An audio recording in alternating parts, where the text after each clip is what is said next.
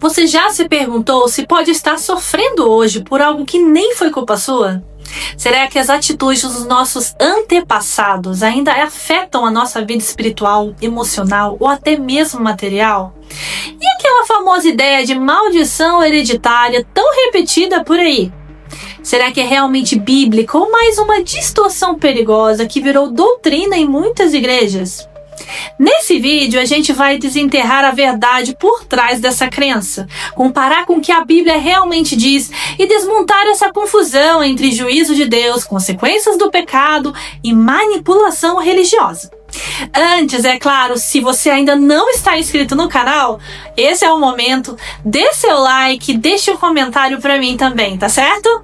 Então segura aí, porque depois da vinheta você vai entender de uma vez por todas o que significa esse negócio de maldição até a 4ª geração.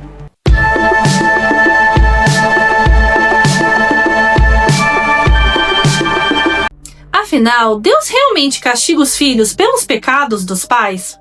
Essa dúvida aparece porque sim, a Bíblia menciona isso em Êxodo capítulo 20, versículo 5, quando diz: Eu castigo os filhos pelo pecado dos pais até a 3ª e 4ª geração daqueles que me desprezam. Mas será que isso é uma regra fixa, automática, um tipo de herança maldita passada de geração em geração? O que muitos esquecem é que esse versículo está dentro de um contexto de idolatria e rebeldia contínua, e que o próprio Deus também diz logo depois que ele mostra amor até 1000 gerações daqueles que o amam e obedecem os seus mandamentos. Ou seja, se for para falar de herança, a graça de Deus vai muito mais longe que qualquer maldição. O ponto não é a genética espiritual do pecado, mas a disposição do coração em seguir o mesmo caminho rebelde dos pais ou romper com ele. Vamos olhar outros exemplos bíblicos? No reinado de Davi, houve uma fome de 3 anos. Em 2 Samuel, capítulo 21, Davi consultou a Deus e ouviu que era consequência dos pecados de Saul, que havia quebrado um pacto com os gibeonitas. Saul já estava morto, mas a nação ainda colhia as consequências das atitudes do ex-rei. Em outra situação, Salomão se desviou, adorando outros deuses, e Deus decidiu dividir o reino, mas só o faria após a sua morte, em honra ao compromisso feito com Davi, seu pai. Note, o castigo viria sim, mas seria adiado por causa da fidelidade de outra geração. Isso mostra que Deus considera aliança, honra, justiça e misericórdia, e não aplica julgamentos automáticos sem considerar o todo. Ele não é um Deus robótico, é justo, mas também é pessoal. A graça pode alcançar uma geração, assim como as consequências podem atravessar várias. Mas há um limite e há um caminho de saída. Agora, quer um exemplo clássico de herança espiritual que nos afeta até hoje? Adão. Em Romanos 5, Paulo explica que por um só homem o pecado entrou no mundo e por meio dele a morte passou a todos os homens, porque todos pecaram. Isso significa que nascemos debaixo de uma natureza caída, não porque escolhemos, mas porque herdamos. Mas olha o outro lado. Assim também por meio da obediência de um só, muitos serão feitos justos. Ou seja, se herdamos a morte de Adão, herdamos também a vida em Cristo. Se o pecado passou de um para todos, a justificação também pode alcançar todos os que creem. Isso é maravilhoso. A cruz é o ponto de ruptura dessa maldição.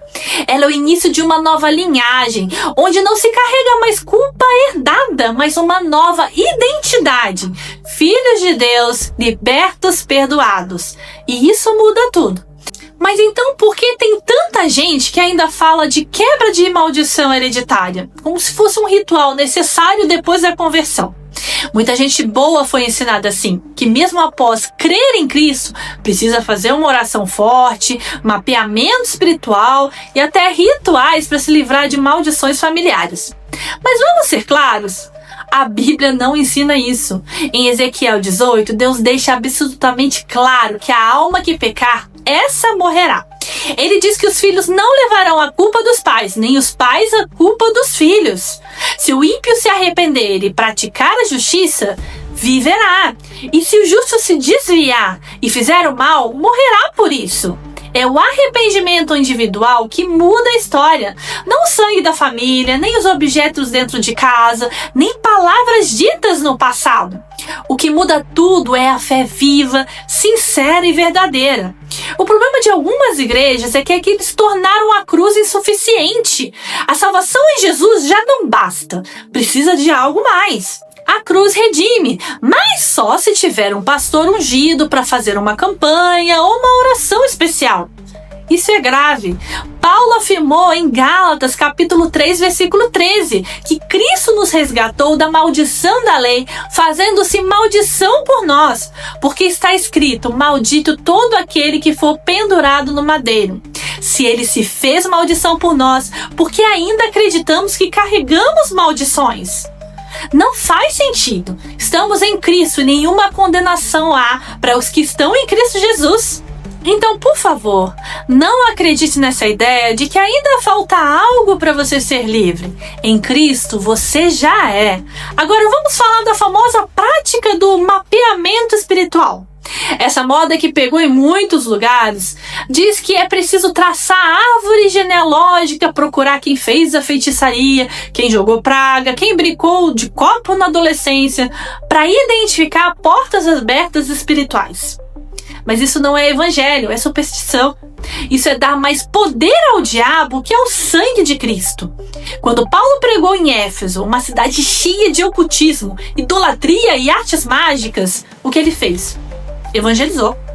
O povo ouviu, se arrependeu e queimou voluntariamente seus livros de feitiçaria. Não houve ritual, nem campanha, nem investigação espiritual. Houve arrependimento e fé. Simples assim. O Evangelho liberta. Jesus disse: conhecereis a verdade e a verdade vos libertará. Não é o diagnóstico do pastor, é a verdade que liberta. Quer mais um detalhe que se perdeu no meio dessa confusão? A ideia de que palavras humanas têm poder mágico. Tipo, cuidado com o que você diz para o seu filho, senão vai dar legalidade para o diabo. Não, gente, isso não existe. Palavras influenciam, claro, mas não tem poder místico. Não é porque o pai disse você é burro que automaticamente um espírito se manifestará. Isso machuca, isso marca, e isso exige cuidado e cura, mas não é feitiçaria. A Bíblia não dá respaldo para essa ideia de que cada palavra é uma senha espiritual. Quer declarar algo? Então declare a palavra, fale vida, sim, mas entenda, o poder está no conteúdo, não na forma. A oração poderosa é aquela feita com fé, não a que usa jargões. E fé verdadeira não precisa de amuletos, nem de rituais evangélicos com cheiro de feitiçaria. No fim das contas, tudo isso, maldição hereditária, mapeamento espiritual, palavras ungidas, tem um ponto em comum: substituir o evangelho por fórmulas. E sabe por quê? Porque dá menos trabalho. É mais fácil achar que seu problema vem de um demônio escondido num objeto de casa do que aceitar que você precisa se arrepender, perdoar, abandonar hábitos e crescer em santidade. É mais confortável colocar a culpa no passado do que mudar o presente. Mas não se engane, a verdadeira libertação vem do arrependimento e da fé. Quer quebrar qualquer maldição? Creia no que Jesus já fez. Arrependa-se. Caminhe em novidade de vida. Porque em Cristo você está debaixo da bênção, não da maldição. E isso é definitivo. Você crê nisso? Agora, me conta aqui nos comentários. Você já ouviu esse tipo de ensino? Já participou de alguma campanha de quebra de maldição? Porque eu devo confessar, eu já participei. O que pediram para você fazer? Compartilhe aqui embaixo. E claro, se esse vídeo fez sentido para você, deixa seu like, se inscreve no canal e envia para alguém que precisa dessa verdade. Deus abençoe. Até o próximo vídeo. Tchau, tchau.